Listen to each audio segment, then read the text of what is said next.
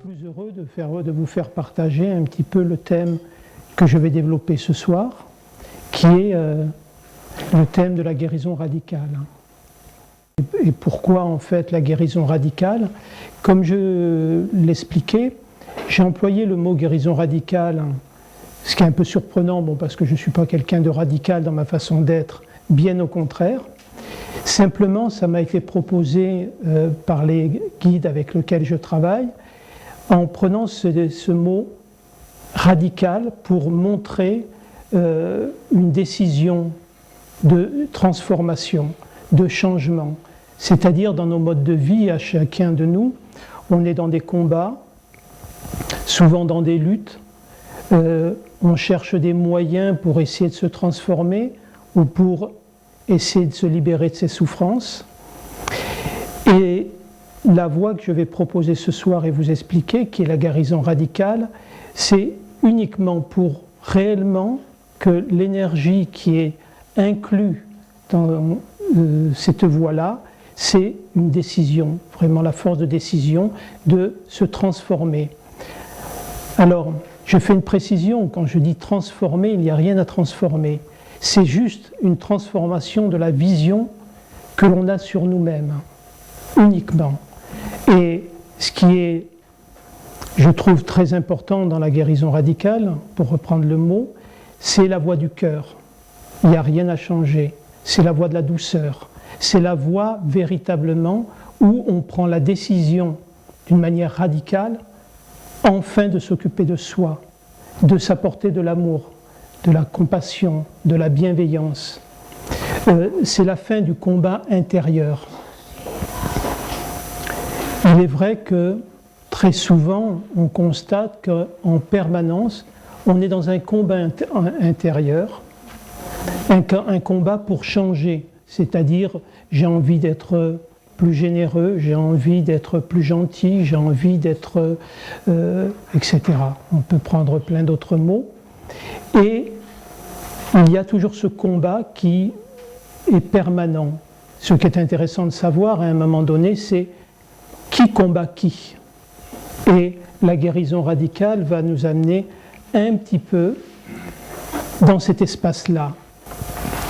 Alors la guérison radicale, c'est la synthèse de tout mon cheminement, de mes compréhensions, de ce que j'ai vécu, de ce que j'ai réalisé et que j'ai expérimenté totalement, complètement.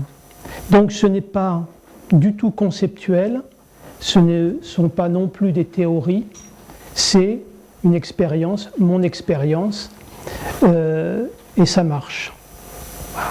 Donc quand je dis que ça marche, c'est que ça a été expérimenté, c'est vécu au quotidien aujourd'hui.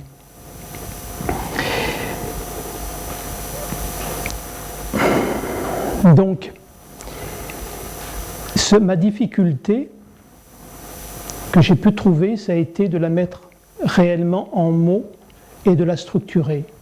Parce qu'on peut vivre des expériences, on peut faire des prises de conscience, mais ensuite, il est important que ça puisse être incarné, vécu véritablement, donc dans la chair, et de pouvoir, je dirais un petit peu comme disent les scientifiques, une fois qu'on met une théorie, elle n'est valable qu'une fois qu'elle est réalisée et réalisable. Donc, voilà, ce qu'est la guérison radicale, c'est quelque chose qui a été réalisé, quelque chose qui a été vécu. La guérison radicale, sur les 4 étapes dont je vais parler, il y a au départ le départ de ce que nous pensons être, ce qui va être la première étape, pour aboutir à savoir ce que nous sommes, et qui sera la 4e étape, qui est l'éveil à soi. Parler un peu du moment où dans ma vie il y a eu une vraie transformation. Il y en a eu d'autres, mais ce moment-là est peut-être le moment pour moi qui a été le plus impactant. Ça remonte à quelques années, et dans une canalisation d'un maître non incarné, il m'a été proposé il y a eu d'autres choses qui ont été dites, mais juste ça. Tout ce que tu n'as pas expérimenté, oublie-le. Et c'est une phrase qui peut paraître très simple, pas très impliquante, sauf quand effectivement c'est reçu véritablement en canalisation. J'ai mis 3 jours à peu près à prendre l'ampleur de la proposition et de me rendre compte de ce que ça impliquait, parce que j'ai pris conscience qu'il n'y avait pas beaucoup de choses que j'affirmais, que je vivais, que je croyais et que j'avais véritablement expérimenté. Alors on peut effectivement, que ce soit toutes les croyances religieuses, les croyances sur plein d'autres choses, on ne les a pas expérimentées. Donc, du balai. On enlève, on enlève. Et où j'ai eu un petit peu de difficulté, c'est que je me suis dit, mais à ce moment-là, mais même Dieu, je n'ai pas expérimenté. Donc il faut que je l'oublie aussi.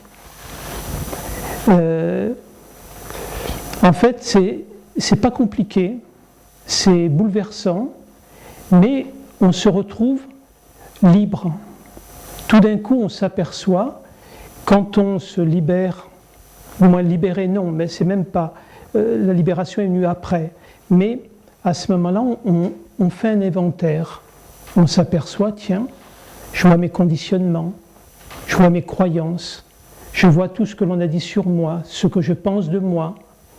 Et tout ça, c'est comme la poussière, ça se désagrège. Et malgré tout, il n'y a pas de changement, sauf de l'espace qui se libère. Un petit peu, je ne suis pas très doué en informatique, mais c'est un peu comme si on faisait du ménage sur son disque dur et on s'aperçoit, mais j'ai tant de place que ça encore. Moi qui pensais ne plus avoir de place. Et en fait, nous n'avons que de la place. Pourquoi ? Parce que nous ne sommes qu'un espace d'accueil. Et dans cet espace d'accueil, on stocke de toutes sortes de choses, des croyances, des conditionnements. Je vais l'expliquer un petit peu plus en détail sur ce point-là. Et donc, quand j'ai vu l'ampleur de tout cet amalgame, tout ce fatras pour lequel je m'étais battu, pour lequel j'avais lutté, tout d'un coup, je me retrouvais démuni. C'est-à-dire, mais alors, si je ne suis que ce que j'ai expérimenté, il ne reste pas grand-chose. Parce que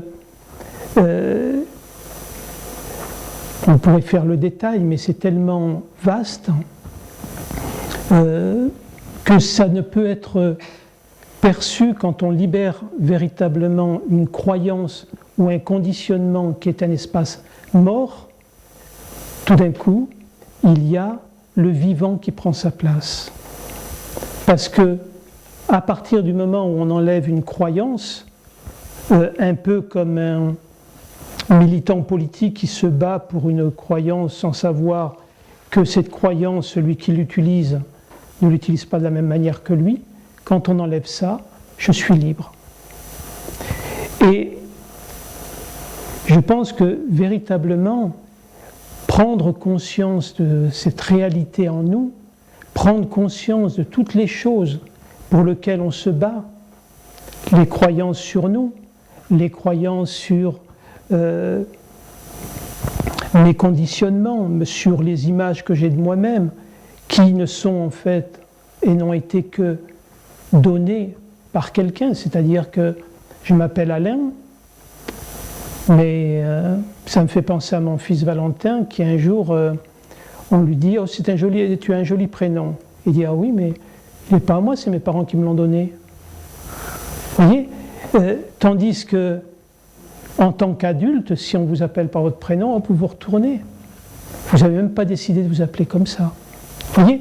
Donc c'est de prendre véritablement conscience quand on accepte réellement de regarder les choses auxquelles on est attaché, on s'aperçoit que c'est du vent, des choses complètement mortes. Et il n'y a absolument rien contre quoi on doit se battre. Parce que comme je vous l'ai dit, il y a dans le fait, quand on m'a dit « tout ce que tu n'as pas expérimenté, oublie-le », je l'expliquerai plus en détail après, mais il y a celui qui a vu qu'il n'avait pas besoin de tout ça, il y a celui qui a vu tout cet encombrement qui l'empêchait d'exister. Vous voyez ? Et à l'intérieur de ça, il faut vraiment comprendre que la paix, celle qui est recherchée, n'est surtout et jamais le résultat d'une lutte ou d'un combat ou d'une action. La paix que tout le monde recherche, quels qu'en soient les moyens, quelle que soit l'idée que l'on a de la paix, elle est l'absence d'action. Parce que la paix, comme le silence, c'est notre base. Nous sommes uniquement paix et silence. Et c'est à partir de cette base-là que tout se produit en nous. C'est-à-dire que quand vous vous sentez dans l'angoisse, quand vous vous sentez préoccupé, et à ce moment-là, on a l'impression d'avoir perdu la paix. Tandis que non, la paix est toujours présente. C'est là-dessus que tout se manifeste. L'exemple que je donne par rapport à ça, souvent, c'est un petit peu l'écran de cinéma. L'écran de cinéma, c'est un écran blanc. Et quel que soit le film qui va être projeté sur l'écran de cinéma, l'écran reste inchangé, immuable, quelle que soit l'histoire. Et notre difficulté, très souvent, c'est cette identification au film qui passe, en oubliant que notre nature, c'est l'écran, c'est-à-dire la paix et le silence. Le silence n'est pas une absence de bruit, le bruit se manifeste sur le silence. La paix ou le silence n'est pas une absence de pensée, c'est être libre des pensées, parce qu'il est complètement naturel d'avoir des pensées, ça fonctionne d'une manière naturelle. Mais je vais en reparler de ça. Donc, voilà un petit peu ce que la guérison radicale va permettre dans les 4 étapes, que sont la première étape qui est ce que j'ai nommé l'étape conditionnée, dont je vais parler, qui est ce que nous sommes, ce que nous croyons être, ce que nous vivons et à partir d'où nous vivons. La deuxième étape sera l'étape de l'autonomisation, puis l'étape de l'abandon, et puis l'étape de l'éveil à soi. Alors, effectivement, ces 4 étapes peuvent permettre de vous situer à l'endroit où vous en êtes de votre cheminement. C'est un repère qui est intéressant, qui est clair et qui doit être vu avec beaucoup de tranquillité, en sachant que nous ne sommes jamais tout l'un ou tout l'autre, sauf quand on est à la 4e étape. Mais dans les autres étapes, on va se promener un petit peu d'une étape à l'autre. Nous allons commencer un petit peu à parler de la base, c'est-à-dire notre condition humaine, ce que nous sommes, comment nous fonctionnons, pourquoi nous fonctionnons comme ça, et surtout pourquoi c'est parfait. Parce que il faut dès à présent que vous compreniez une chose et que vous l'intégriez parfaitement. C'est, je dirais, la condition de base. C'est de prendre conscience que vous êtes tous totalement des êtres parfaits, magnifiques, extraordinaires. Vous voyez, ce n'est pas du tout égotique mon propos. Vous voyez, c'est votre réalité. Et c'est par le fait d'avoir oublié ça qu'on est dans autant de souffrance et que l'on a l'impression que nous devons changer quelque chose en nous pour trouver ce que j'ai nommé la paix ou la quiétude. Et la confusion, et je trouve qu'elle est intéressante, c'est que nous faisons une confusion entre le fait d'être parfait et le fait d'être irréprochable. Et donc, c'est deux choses qui sont complètement différentes, parce que le fait d'être parfait, c'est notre nature. Si nous regardons avec discernement déjà notre corps, quand on voit son mode de fonctionnement, comment il est constitué, comment il fonctionne, on ne peut être véritablement qu'en pleine admiration devant lui. C'est, je ne dirais pas que c'est une œuvre d'art, c'est bien au-delà de ça. Et prendre vraiment acte de ça, c'est déjà une première chose. La deuxième chose, si nous regardons notre mode de fonctionnement ensuite cérébral, il y a en nous une capacité au meilleur comme au pire. Et malgré qu'il y ait cette capacité en nous, on mettrait ces deux différences dans une cage, ils s'entretueraient très rapidement. En nous, ces polarités arrivent à fonctionner en harmonie, en complémentarité. Si ça, c'est pas de la perfection aussi. Vous voyez ? Donc, la perfection, c'est notre nature profonde. Il n'y a rien à changer. Tandis que l'irréprochabilité, c'est tout autre. L'irréprochabilité, c'est une volonté de conformité à notre éducation.